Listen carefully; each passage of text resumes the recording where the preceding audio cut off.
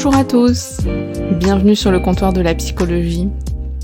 J'espère que vous allez bien, peut-être que vous écoutez cette deuxième partie sur le burn-out suite à la première partie, ou alors peut-être que vous avez fait une petite pause entre les deux. En tout cas, pour rappel, je vais parler donc de ce burn-out avec tout aussi mon esprit critique que j'espère vous entendez dans cette thématique-là. Et là, je voulais un petit peu plus axer sur la question du soin, des aidants, des soignants dans ces situations-là, mais aussi de ce que potentiellement ça peut venir dire de soi, ou en tout cas questionner pourquoi ça serait telle personne et pas telle autre qui pourrait être plus enclin à vivre une souffrance au travail, et peut-être que d'autres moins, etc. Donc, je sais pas si vous avez un petit peu une représentation du soin. Aujourd'hui, en France, c'est quand même très compliqué, que ce soit en termes de parcours pour y avoir accès, mais que ce soit aussi du côté des soignants. Quand je dis soignants, j'utilise ce terme, mais c'est un petit peu tous les professionnels qui sont dans l'accompagnement, dans l'aide à la personne, ça peut être un médecin, un infirmier, une assistante sociale, etc. Mais aussi, voilà, quelqu'un qui travaille dans une maison de retraite.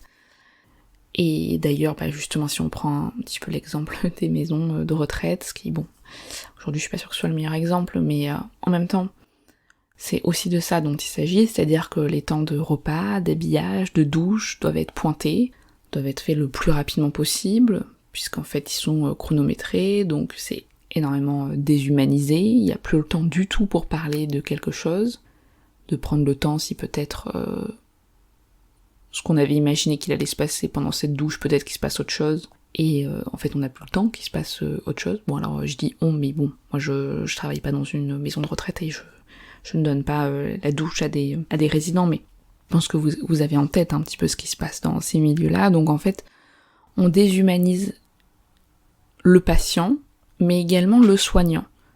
Mais c'est aussi à l'hôpital, c'est dans d'autres institutions, mais comme ça peut être dans le milieu de l'éducation, etc., dans énormément de sphères professionnelles. Et en fait, on nie le principe que ce moment peut être un temps de partage. D'ailleurs, quand on amène les médicaments à un résident, pour qu'il les prenne après son repas, on peut quand même supposer qu'on n'est pas que dans le soin au sens d'une exécution d'une tâche, mais que c'est aussi une relation. Et en fait, aujourd'hui, on fait en sorte que ce soit uniquement l'exécution d'une tâche. Et ça, c'est problématique.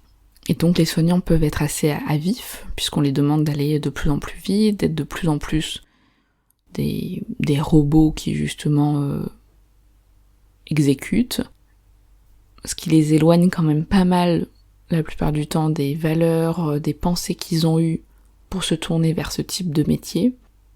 Et donc ils sont quand même le plus possible déconnectés de la personne qu'ils sont, de leurs ressentis, de leurs émotions, de leur envie de partager, de discuter, etc. Ce qui est essentiel dans ce travail. Donc il peut y avoir un sentiment de fatigue très intense qui se crée, surtout s'il y a beaucoup d'heures, notamment supplémentaires, parfois les repos ils sautent, ou alors qu'on peut pas travailler de nuit après le lendemain travailler 2 jours, en fait là c'est fait, parce que je sais pas, Camille elle part en vacances, voilà. Et c'est pas la faute de Camille, mais bon, les plannings font que on peut faire croire que c'est la faute de Camille, mais bon. Donc en fait c'est un petit peu un serpent qui se mord la queue, parce que plus on est fatigué, plus les tâches et activités vont être complexes à réaliser, à mener à bien, du coup il faudra mettre 2 fois plus d'énergie pour être concentré, pour être présent. Et même les temps de repos sont plus utilisés à bon escient, puisque les pensées autour du travail, de la charge mentale, de ce qui devrait être fait ou aurait pu l'être sont extrêmement envahissants. Donc c'est comme s'il y avait une grande fatigue et en même temps une impossibilité à se ressourcer. Et ça c'est dans les milieux des soignants potentiellement, mais dans plein d'autres milieux. Et encore Freudenberg, il parle aussi du détachement en tant que soignant, du sens de son travail, du détachement à l'idée d'humaniser les liens. Parce qu'en fait, si vous voulez, pour aider les autres, il faut avoir de l'empathie, mais pas non plus en être envahi de cette empathie, sinon on n'arrive plus à travailler. L'empathie dans le sens de se mettre à la place de l'autre est importante, mais si on vit toujours la place de l'autre, ou le fait d'être l'autre, c'est pas possible d'être soignant.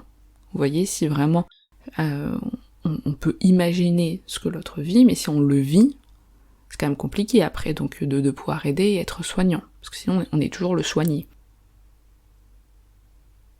Donc en fait, il faut vraiment percevoir ce besoin de juste dose, mais là c'est un petit peu extrême dans le cas des épuisements des soignants, parce que cette distance-là, elle peut être beaucoup moins régulée qu'avant, c'est-à-dire que la difficulté à percevoir, à entendre, à ce qui peut se passer pour l'autre, elle peut être plus importante. C'est-à-dire que quand en fait on nous dit il faut 3 minutes pour faire la douche, pointer, 30 secondes pour amener le repas, etc. Si on se questionne trop sur ce que ça fait vivre à l'autre, ou alors est-ce qu'il va bien ce matin, est-ce qu'il a passé une bonne nuit, on espère qu'il est pas trop stressé, on n'a plus le temps. Donc en fait il faut que l'autre ne soit plus à un statut de sujet suffisamment humanisé pour pouvoir continuer à travailler. Ou au contraire, on n'y arrive pas, parce qu'en fait on continue à se dire mais est-ce que Roger il est pas trop stressé parce que, je sais pas, sa petite fille elle est pas venue hier, et on pense qu'à ça, et on est totalement envahi, on peut plus travailler, parce qu'en plus peut-être que Roger nous fait penser au papy qu'on avait quand on était petit, etc. Donc en fait, dans les deux sens, on retire un petit peu le statut d'être humain, donc des soignants et des soignés. Et vous allez peut-être trouver ça assez scandaleux, mais c'est pas du tout conscient, et malheureusement c'est suite à une grande présence auprès des soignés, des aidés, qu'on en vient à ne plus arriver à mobiliser de l'énergie affective, en tout cas empathique. Donc ça peut être un petit peu un signe de surmenage au travail, d'épuisement. D'ailleurs c'est souvent un petit peu, c'est contagieux dans les équipes, ça devient quelque chose qui appartient à plusieurs professionnels. Donc parfois on peut même le repérer dans la façon de parler de certains patients, dans les staffs. Est-ce qu'on parle d'un numéro de chambre, d'une pathologie qu'il faut réparer? C'est plus forcément une personne à part entière. On peut entendre, tiens, est-ce que la chambre 87, elle a bien eu son traitement? Est-ce que le schizo, il est en permission de sortie? Vous voyez, c'est dur, hein, c'est violent, mais d'ailleurs je caricature, mais c'est quand même pour montrer des signes qui peuvent être assez significatifs, non pas d'un désintérêt du soignant, mais d'un épuisement du soignant. Et d'ailleurs, c'est bien parce qu'il y a cette distance que le soignant, ou même l'aidant, ça peut être aussi dans des milieux familiaux, mais peut sentir et ressentir ce sentiment de dévalorisation, de plus du tout être aligné avec son travail, de ne plus arriver à faire, de se sentir inutile, donc avoir des moments comme ça de surconscience que ça ne va pas du tout, et en même temps ne pas arriver à trouver une issue à cette situation, comme si à chaque fois, et d'ailleurs je trouve que même les patients peuvent très bien parler, soignants et autres professionnels qui subissent ce surmenage, parler de cette impasse en fait, de vraiment chercher à être en quête, mais de dire mais je ne peux pas faire autrement. Donc toujours c'est cette complexité à se retrouver face à un certain nombre d'objectifs, d'envies, qui sont pour beaucoup difficiles à mener jusqu'au bout. Également, donc c'est là je vous disais que j'avais envie un petit peu de parler des facteurs peut-être un peu plus personnels dans le burn-out, même si dans ma façon de l'énoncer, du coup les facteurs personnels, je peux pas les nommer, parce que ça appartient à chaque personne, mais il y a quand même des petites hypothèses qui expliquent que quand on a des petites fragilités narcissiques, donc des personnes qui auraient plus besoin d'avoir de la reconnaissance, d'être valorisées, de se sentir utiles, donc peut-être beaucoup plus que ce qui peut être demandé pour prouver sa valeur, sa place, peut-être que pour certains sujets, ça peut être le cas, c'est-à-dire que justement cette petite vulnérabilité narcissique, le fait d'investir le lieu de travail comme un lieu qui peut un petit peu plus nous remplir notre réserve narcissique, donc parce que justement on se sent essentiel, ou on sent que ce qu'on fait a du sens, ou que les autres reconnaissent notre place, si à un moment justement cette place ou cette reconnaissance elle diminue,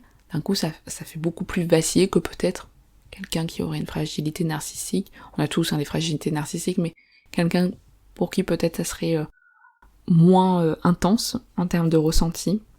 Également le fait d'idéaliser le travail, ou d'être totalement en accord avec les valeurs d'une entreprise, ou de ce qu'on fait, du sens, de la volonté de faire. Donc quand on a trouvé qu'un travail c'était absolument génial, incritiquable, qu'on était tellement heureux d'avoir cette équipe si incroyable, ça rit, ça pleure, ça partage des moments, tout le monde est le parrain de tout le monde est invité au mariage, etc. Parfois c'est plus à risque que donc s'il se passe quelque chose, soit entre certains collègues, soit si justement le fait que la hiérarchie change, qu'il y a des changements de planning ou de valeurs, d'un coup c'est tellement source de souffrance parce qu'on avait tellement idéalisé que c'était le travail de toute une vie, qu'on s'est projeté, partir à la retraite là-bas, etc. Enfin, faire toute sa carrière, que là ça devient beaucoup plus vecteur et déclencheur d'une souffrance. Parce que l'idéal, il a pris un gros coup. Et Neuberger, il dit quelque chose d'assez intéressant, notamment donc dans le burn-out chez les soignants, cette idée que ce surmenage, cette souffrance au travail, elle serait plus régulière, en tout cas peut-être plus intense chez des soignants qui ont été des soignants enfants. Ça veut dire que on peut supposer que quand enfant, on vivait des situations où le fait d'aider les autres, de les accompagner, d'avoir envie de les réparer, de les soigner, que si tous ces ressentis-là sont devenus une profession, c'est-à-dire que plus tard, voilà, des enfants qui ont beaucoup pris soin des autres, sont beaucoup adaptés aux ressentis de leur famille, ont essayé de réparer, etc., et qui se sont dit, bah tiens, plus tard je vais devenir infirmier, je vais devenir, voilà, assistante sociale, etc. Donc cet idéal professionnel, parce qu'on a souvent besoin de sublimer, de transformer le vécu, en tout cas cette tranche-là de personnes serait plus à risque de développer un burn-out, puisque leurs valeurs, leurs besoins personnels étaient également investis. Et c'est pareil aussi, voilà, encore une fois là je donne l'exemple des soignants, mais si on est dans une famille où le travail, c'est vraiment le source d'accomplissement, parce que soit, je sais pas, on a eu des parents qui travaillent beaucoup, donc on s'est toujours dit, mais dis donc, il doit se passer des choses incroyables au travail, moi aussi j'aimerais vivre ça, ou alors des grandes difficultés financières, de la précarité, et que le travail doit être investi comme celui qui va nous sauver, changer la classe sociale, ou aider la famille, etc. Si du coup à un moment cette stabilité-là, elle est mise à risque, ça peut être plus compliqué à vivre que peut-être d'autres qui auraient moins investi cette sphère-là. Et Neuberger rajoute, et je le cite, il dit « Ce qui nous pousse dans ces professions est parfois ce qui nous empêche de bien les exercer. » Et ça, je trouve ça passionnant, notamment dans le milieu du soin. Cette idée que parfois, quand on est tellement soignant sur le plan individuel, personnel, de quelque chose de l'ordre de la petite enfance, d'un besoin presque vital d'être soignant, c'est aussi ça qui peut empêcher de bien exercer. D'où l'intérêt de ne pas surinvestir, par exemple, une place figée d'aidant, que ce soit du côté du soin, mais aussi, voilà, par exemple, un aidant familial, puisque ça veut dire que on ne peut avoir que des aidés autour de nous, quand on est convaincu que notre place peut être qu'une place d'aidant et qu'en fait on cherche toujours les aidés. Or là, ce qui est nécessaire, c'est qu'un jour ces aidés, ces soignés, soient des personnes qui peuvent aussi bouger de place, voire même arrêter de répondre et d'être que de l'ordre du côté de personnes qui ont besoin d'aide.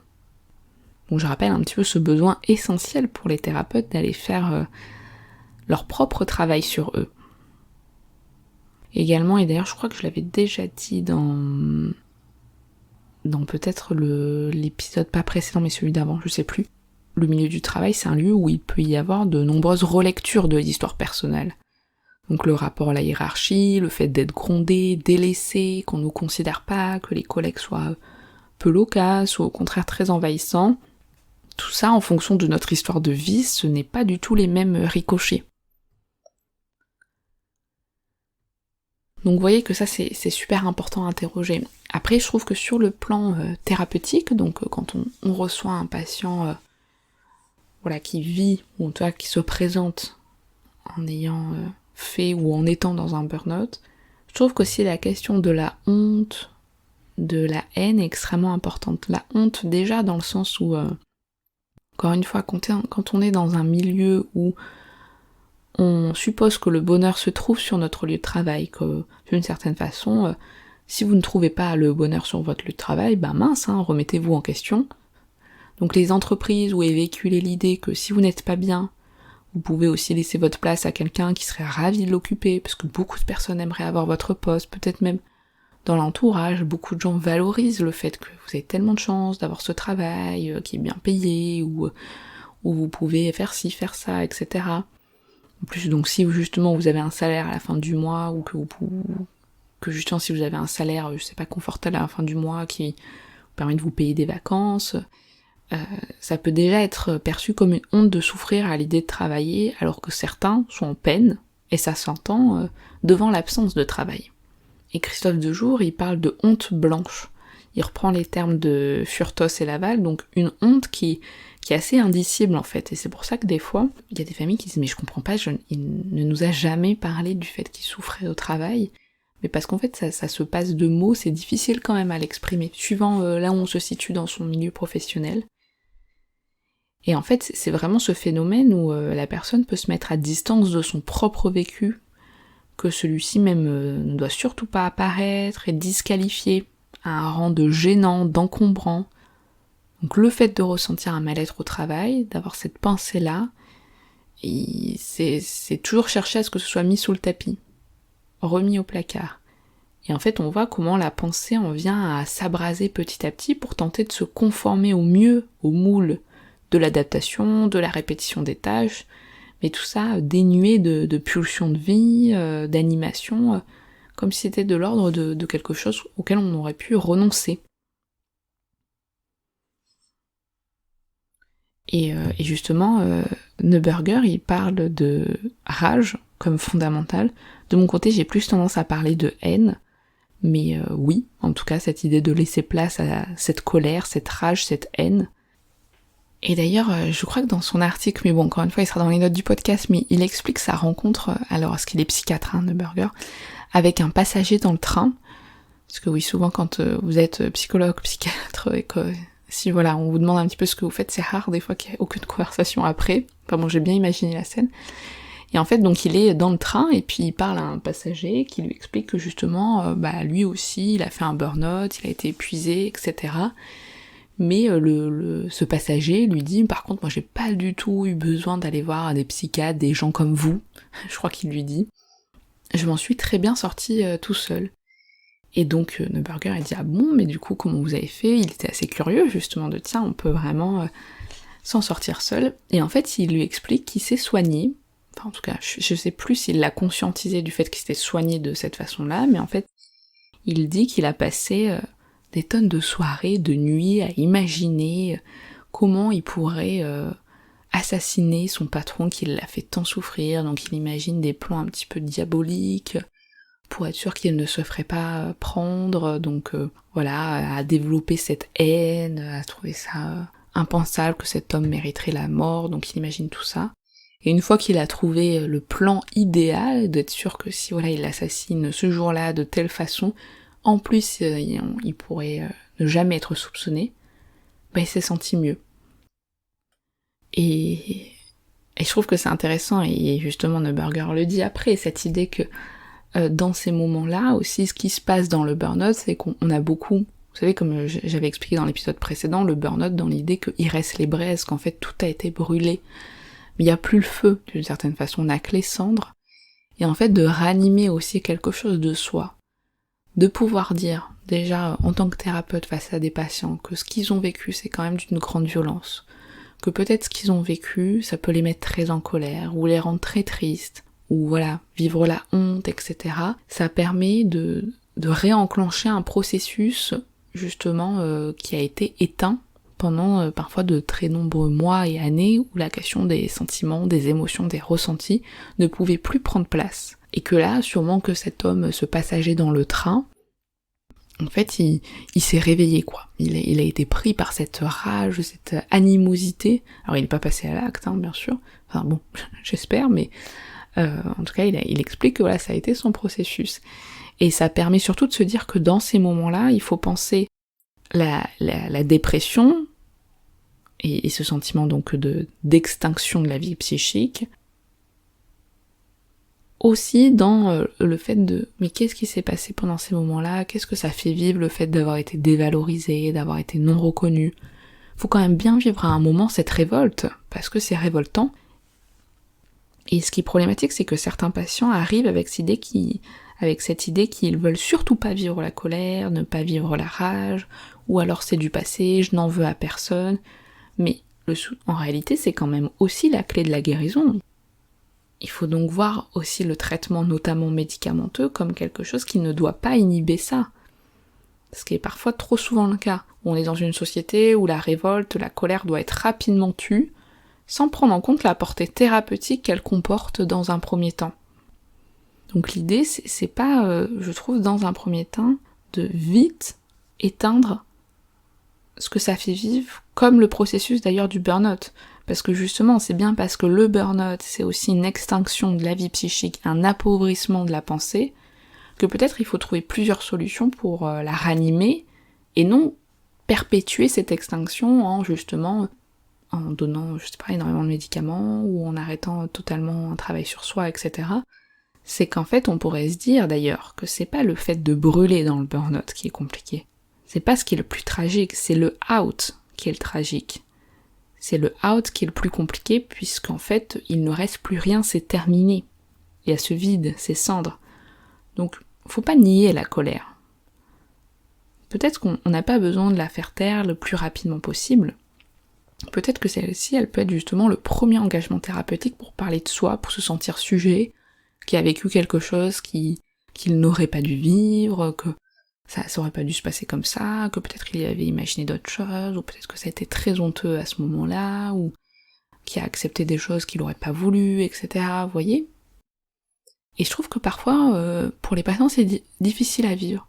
Ils peuvent avoir été maltraités pendant des mois et des années, et en même temps, ils veulent rien en dire. Soit ils en veulent pas, soit ils ont aucune rage envers ces personnes-là, soit donc ils veulent prendre un traitement et dormir, vous voyez.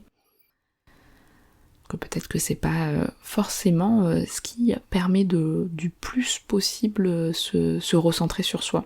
Et d'ailleurs, je finirai par citer Jean-Pierre Dupuy, lui-même cité par Neuberger. Vous voyez que je me suis beaucoup appuyée sur leurs propos parce que vraiment je les trouve très intéressants. Donc n'hésitez pas à les consulter. Mais alors je cite pour finir. De plus en plus de gens sont convaincus que s'ils vont mal, c'est qu'ils ont en eux quelque chose de déréglé. Et donc qu'ils réagissent sainement par un refus d'adaptation à un environnement ou des conditions de vie difficiles et même parfois inadmissibles. Des médecins prescrivent ou ont prescrit des médicaments prétendument capables de traiter le mal des grands ensembles, ou l'angoisse née des conditions de travail. Cette médicalisation du mal-être est tout à la fois la manifestation et la cause d'une perte d'autonomie. Les gens n'ont plus besoin ou envie de régler leurs problèmes dans le réseau de leurs relations. Leur capacité de refus s'en trouve étiolée, leur démission de la lutte sociale facilitée, la médecine devient l'alibi d'une société pathogène. Fin de la citation. Je me suis dit peut-être que quand je lis, c'est peut-être moins facile à bien comprendre la portée des mots, donc je vous conseille d'aller directement voir sur l'article. Mais je trouvais que c'était intéressant parce qu'encore une fois, il y a quelque chose de soi qui doit être remis en avant, qui doit réexister, être réanimé, autant dans le questionnement sur son histoire de vie, de remettre du sens, des ponts, dans pourquoi la souffrance au travail, elle a pris toute la place. Est-ce que peut-être elle prendrait pas la place d'autre chose ? Parce que des fois aussi c'est une belle couverture. Mais aussi de pouvoir être révolté, de peut-être se sentir justement plutôt aligné dans l'idée de ne pas avoir été adapté à des situations qui sont inadaptables, de pas accepter des choses inacceptables, et que ça peut faire partie aussi d'un premier pas thérapeutique, notamment dans la rencontre avec un psychothérapeute. Voilà, je vous remercie beaucoup d'avoir pris le temps de m'écouter, j'espère que ça vous aura plu, et j'attends avec grande impatience vos retours.